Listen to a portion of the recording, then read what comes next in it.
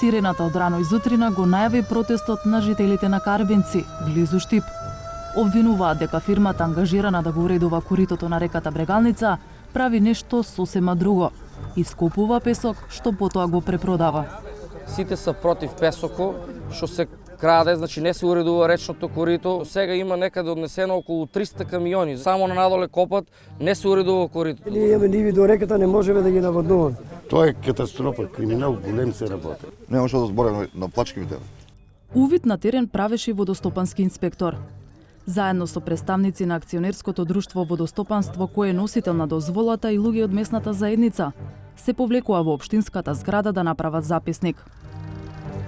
По нив, пред општината, повторно истите демонстранти. Записникот се составуваше со часови, а мештаните чекајќи го исходот ја запоседна општинската зграда. На маката падна и по некоја шега. Веќе си добиеме бајер. Песок си носиме бесплатно. Водостопанскиот инспектор утврдил дека ангажираната фирма не го уредува речното корито. Напротив, дека состојбата е дополнително влошена. Фирмата доби дополнителен период да ги санира штетите и секако да го запре ископот на песок. Ако не постапи, трајно ќе изгуби дозволата. А лаудате инспектор, ке само така, ние ќе те потржуваме и ќе стоиме позади те. Лидија Зафировска до неодамна беше единствениот водостопански инспектор во земјава. Годинава доби уште еден колега. Таа одби да зборува пред нашата камера, но ни кажа дека бара од надлежното Министерство за животна средина да ги одземе сите дозволи за уредување на речните корита во државава, поради злоупотреби од ангажираните фирми. Причината за воздржаноста на Зафировска од јавен настап можеби треба да се бара во овој случај, регистриран во август годинава. На видеото се гледа како МВР апси камионџија, по пријава на локалните жители дека безмилосно и надвор од елаборатот се вади песок од реката Пчиња во Кумановско. Полицијата ја повикала и инспекторката Зафировска за да констатира прекршок, но камионџијата се обидел да ја нападне. Напад на службено лице при извршување на службени задачи. Иде, сакам да си ја проли. Стави си себе. Слична е состојбата речиси во целиот Вардарски речен слив. Ова мочуриште го затекнавме близу Катланово, а погодена е повторно реката Пчиња. Камионите итаат со нови тури песок. Во Тетовско Желино пак сепарација има на самиот рап од речното корито. Уште пофрапантна е гледката по течението на Вардар 100 метри подолу, близу селото Сиричино.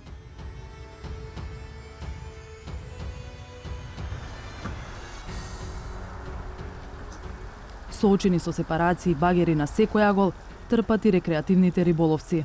Како почнав да работам во сепарациите, нема риба. Нон-стоп работа. Едни копаат легално, други на диво. Целта на легалниот ископ е со вадење наноси да се регулира водниот тек и да се превенираат поплави. Надлежностите се поделени меѓу општините и акционерското друштво Водостопанство.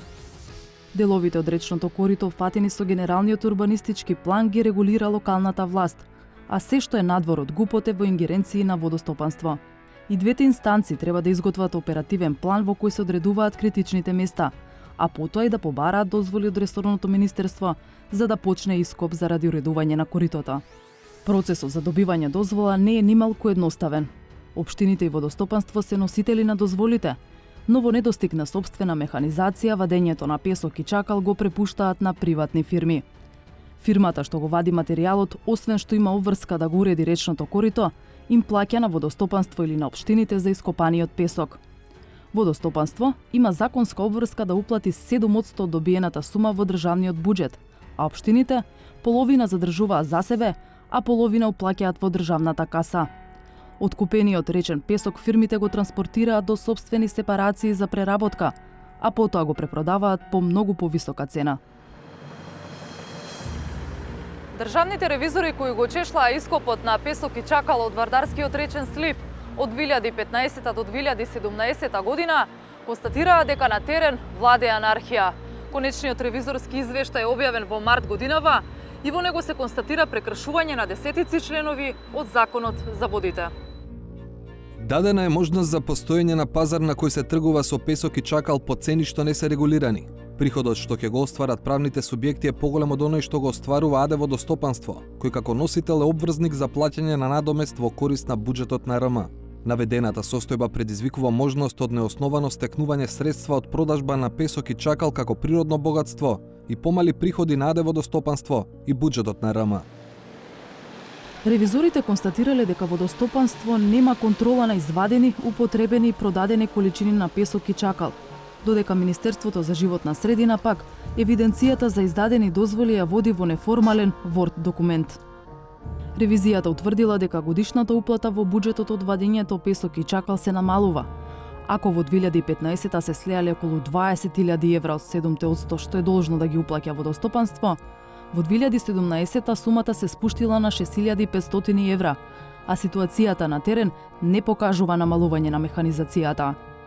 Наведените слабости представуваат приказ на систем во кој има можност за манипулирање, неконтролирано вадење на песок и чакал, неосновано стекнување со средства по пат на продажба на песок и чакал како природни богатства, помалку уплатени средства во буџетот на РМ, а со тоа и влошување на постојниот режим на водите и појава на процес на ерозија и поплави. Ревизијата се однесува на системските пропусти во легалниот ископ. За нелегалниот, Македонската асоциација на рударите во минатото тврдеше дека дивите копачи вртат и до 50 милиони евра годишно и дека се нелојална конкуренција на лиценцираните каменоломи. Денес, Асоциацијата на рударите не прави разлика меѓу диви и легални копачи. Без исклучок, тие договори се злоупотребуваат преди се, веројатно, затоа што нема квалитетна инспекцијска контрола, нема ни доволно инспектори. И сега тој што е со кој е заклучен договорот, наместо да го прочистува речното корито, тој гледа како да извади материјално добро од тоа речно корито, да го извади песокот. Свесни сме виделе сите дека има копање, дупки оставано и така. Тоа не е регулирање на речното корито. Конечниот ревизорски извештај стигнал и до водостопанство. Верувајте, оваа година максимално се врши контрола да биде се во најдобар ред. Значи, ако некоја се крадело 80%, сега тоа е сведено на минимални. Ама сепак се краде. Јас не можам да кажам дека никога јас лично не сум фатил, меѓутоа од слушање секогаш ќе има такви озборувања, меѓутоа ние се трудиме да тоа го сведеме на нула. Со 3 фирми водостопанство веќе ги раскинало договорите. Песокот го изнеле, а не платиле. Во еден случај активирана и банкарска гаранција. Дека ревизорскиот извештај поттикнал построга контрола, Најденовски се понуди да покаже со пример. Отидовме до Градско, каде Вардар го пробил речното корито, па се санираат штетите. Еве се, ова ќе биде брегот на Вардар, ќе шодим и гледате се прави насип. Секој изнесен камион се евидентираше со документ од ресорното министерство. За секој камион, значи, спратница посебно. Со каменот се прават косини за Вардар да се стави под контрола. Песокот оди на продажба. Зависно од временските услови, ископот под надзор се одвива најдоцна до 17 часот. Кој ви гарантира дека откако ќе се заминете вие на крајот на работното време не продолжуваат да копаат? Па често пати вршиме и ние контроли во тој дел, така да значи немаме видено. Има такви ситуации, ама ги заведувани се во случајот и од полицијата има заведено такви случаи во кои што не сме биле присутни ние. Минатата година водостопанство собрало околу 650.000 евра од ископ на песок, но велат дека приходот не им е доволен за самите да купат механизација, оти имале многу други расходи. По препорака на ревизорите донели ценовник, кој предвидува од 60 до 120 денари за метар кубен песок. Од Асоциацијата на рудари велат дека купувањето речен песок е исплатливо, зашто со преработка тој најчесто завршува во градежништвото, а цената расте повеќекратно. Ангажирањето подизведувачи на терен, но и спреплетеноста на каменоломите со сепарациите, на крај носи профит.